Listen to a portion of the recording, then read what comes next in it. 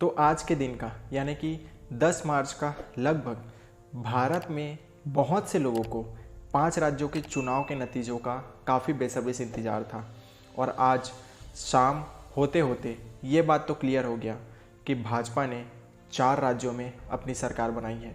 वो भी पुराने रिकॉर्ड की तरह, जैसा कि उत्तर प्रदेश में हुआ, मणिपुर में भी हमने देखा, उत्तराखंड में भी हमने देखा और उसी के साथ में गोवा में भी हमने देखा कि भाजपा वापस से अपनी सरकार बना रही है।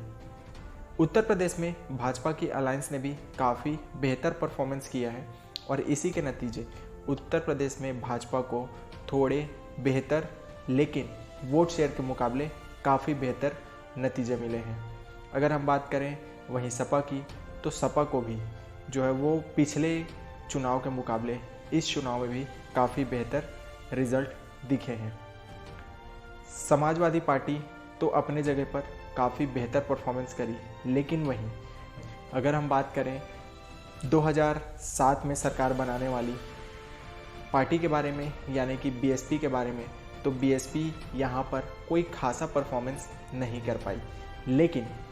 इसी के साथ में अगर हम बात करें तो भारत राजनीति के सबसे पुराने पार्टी यानी कि आईएनसी, इंडियन नेशनल कांग्रेस ने भी यहाँ पर कोई खास परफॉर्मेंस नहीं किया है और इसी का नतीजा आप देख सकते हैं कि कांग्रेस केवल 2 सीटें तक ही सीमित रह गई है। उत्तर प्रदेश की चुनावी माहौल जब चुनाव का डेट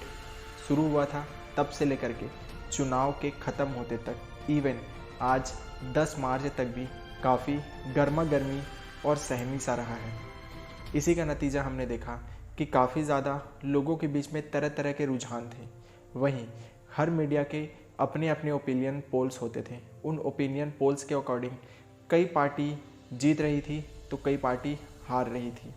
इन्हीं समीकरणों को देखते हुए आज पंजाब इलेक्शन में भी लोगों ने देखा कि कहां पर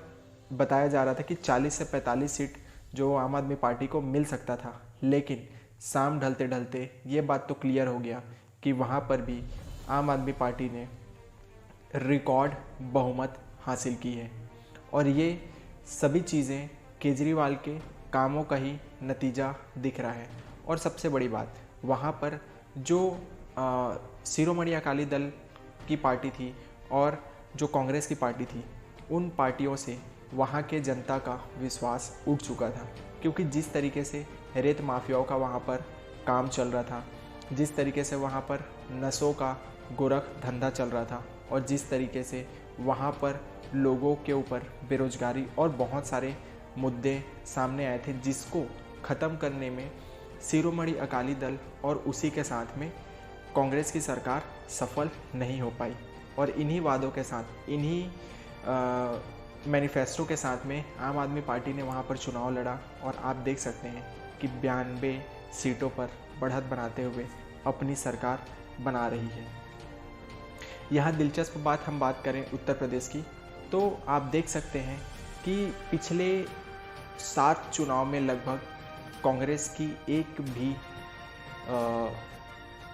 मुख्यमंत्री उत्तर प्रदेश में इलेक्टेड नहीं हुए हैं। वहीं अगर हम बात करें पूरे उत्तर प्रदेश के इतिहास की, तो 1952 में कांग्रेस ने अपनी सबसे पहली सरकार उत्तर प्रदेश में बनाई थी। उसके बाद से लेकर के लगातार केवल 6 बार ही कांग्रेस के मुख्यमंत्री वहाँ पर इलेक्टेड हुए थे। वहीं अगर हम बात करें भाजपा की, तो ये पहली बार नहीं बल्कि दूसरी बार है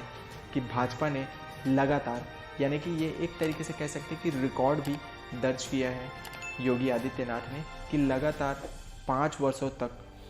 एक ही पद पर बने रहना और उसी के साथ में दोबारा से वापसी करना अपने आप में उत्तर प्रदेश के चुनाव के लिहाज से काफ़ी बड़ा एक कह सकते हैं कि रिकॉर्ड दर्ज हुआ है।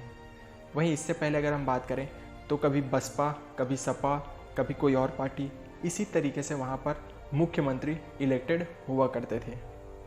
तो अब हम बात करते हैं सीटों के समीकरण की। तो आपको मैं बताना चाहूँगा कि 2002 से अब तक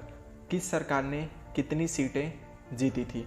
तो सबसे पहले हम बात करते हैं बीजेपी की। तो बीजेपी 2002 में लगभग 88 सीटों के साथ में बढ़त थी और तब जो सरकार थी वो समाजवादी पार्टी की थी। वहीं अगर हम बात करें 2007 की, तो 2007 में बीजेपी 51 सीटों के साथ में बढ़त थी और तब पार्टी जो मुख्यमंत्री हुआ करती थी वो मायावती 206 सीटों के साथ में बढ़त की थी। वहीं अगर हम बात करें 2012 की, तो आप सभी को पता है कि 2012 में वापस से समाजवादी पार्टी ने अपनी सरकार बनाई और 224 सीटों के साथ में बढ़त की थी। 2017 की बात करें तो रिकॉर्ड तोड़ 312 सीटों के साथ में बीजेपी ने अपनी सरकार बनाई। वहीं अगर वर्तमान समय यानी कि 2022 की हम बात करें तो वापस से भाजपा 274 सीटों के साथ में अपनी गवर्नमेंट वहां पर बना रही है। बात करें बीएसपी की, तो 2002 में बीएसपी ने 98 सीटों के साथ में बढ़त की थी, 2007 में 206, 2012 में 80, 2017 में 19 और 2022 में केवल 1 सीट। वहीं अगर हम बात करें कांग्रेस की, तो कांग्रेस 2002 में 25 सीट, 2007 में 22 सीट, 2012 में 28 सीट, 2017 में 7 सीट और 2022 में केवल 2 सीटों के साथ में। अगर हम बात करते हैं कि किस पार्टी ने कितने सीटों पर इलेक्शन लड़ा था, तो उसके बारे में भी एक छोटा सा जानकारी मैं आप लोगों को देना चाहूँगा कि जो पार्टीज़ हैं और उनकी अलायंस है, अलायंस का मतलब गठबंधन की सरकार, कि कौन कौन सी पार्टी ने किन किन पार्टियों को गठबंधन करके बहुमत दिलाने की कोशिश की। तो हम बात करते हैं सबसे पहले समाजवादी पार्टी की, क्योंकि समाजवादी पार्टी उत्तर प्रदेश का एक बहुत बड़े पार्टी के रूप में नज़र आता है। वहीं अगर दूसरी पार्टी की हम बात करें तो वो है बीएसपी और तीसरी जो पार्टी है वो है भाजपा। लेकिन इन दोनों पार्टियों को पछाड़ते हुए लगातार 2 बार मुख्यमंत्री के पद पर आदित्य योगीनाथ बने हुए नजर आएंगे। तो सपा जो है वो अपने 347 सीटों के साथ में चुनाव लड़ा था, जबकि 111 सीट उन्हें लीड या फिर कह सकते हैं कि जीतती हुई हमें दिखाई दी। वहीं सपा के समर्थन पार्टी की बात करें तो आरएलडी ने लगभग 33 सीटों में चुनाव लड़ा, जिसमें वो 8 सीट पर जीत दर्ज कर पाई। एसबी की बात करें तो 19 सीटों में चुनाव लड़ा था, जिसमें 6 सीटें उन्होंने जीती। एडीके की अगर हम बात करें तो 6 सीटों के साथ में चुनाव लड़ा, जो कि एक भी सीट नहीं जीत पाई। तो यहाँ पर आप ये समझ सकते हैं कि पिछले चुनाव के मुकाबले इस बार अखिलेश यादव ने काफ़ी बेहतर परफॉर्मेंस दिया है और काफ़ी कांटे का टक्कर भी भारतीय जनता पार्टी के लिए रहा है। वहीं अगर हम बात करें बीजेपी की, तो बीजेपी ने 376 सीटों के साथ चुनाव लड़ने का फैसला किया था, जिसमें 255 सीट उसने जीती और एडीएल ने लगभग 17 सीटों के साथ में चुनाव लड़ा, जिसमें 12 सीटें जीती। वहीं अगर हम बात करें निषाद पार्टी की, तो निषाद पार्टी ने 10 सीटों के साथ में चुनाव लड़ा और 6 सीटों पर बढ़त हासिल की थी। बात करें बीएसपी की, तो बीएसपी अभी तक के इस चुनावी माहौल में सबसे खराब पार्टी कह सकते हैं या फिर सबसे खराब परफॉर्मेंस के लिस्ट में आने वाली पार्टी बन गई है। यानी कि पूरे 403 सीटों में उन्होंने चुनाव लड़ा, लेकिन जीते केवल 1 सीट ही हैं। वहीं अगर हम बात करें कांग्रेस की, तो कांग्रेस ने लगभग 399 सीटों के साथ में चुनाव लड़ा, लेकिन केवल 2 सीटों तक ही सीमित रह गई। तो आप ये समझ सकते हैं कि कांग्रेस का वर्चस्व उत्तर प्रदेश में उतना खास नहीं रहा है जितनी कि अन्य राज्यों में हम देख पा रहे थे। वहीं अगर हम बात करें मध्य प्रदेश, राजस्थान, छत्तीसगढ़ के चुनावी माहौल का, तो अब 2023 में जब वापस से चुनाव होगा तो इन चुनावों की बात भी काफ़ी दिलचस्प होगी और लोगों के लिए देखने वाला भी एक माहौल क्रिएट हो जाएगा कि आखिर में जहां पर कांग्रेस की सरकार बनी थी, हालांकि मध्य प्रदेश में कांग्रेस की सरकार गिर गई और वापस से भाजपा ने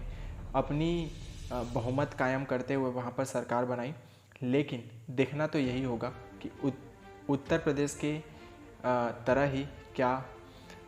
बीजेपी इन तीनों जगहों पर वापस से अपनी सरकार बना पाती है। तो ये मेरा एक छोटा सा समीकरण था। और हाँ, इसी के साथ में मैं एक चीज़ आपको और बताना चाहूँगा कि बीजेपी ने आखिर में उत्तर प्रदेश में चुनाव क्यों जीता,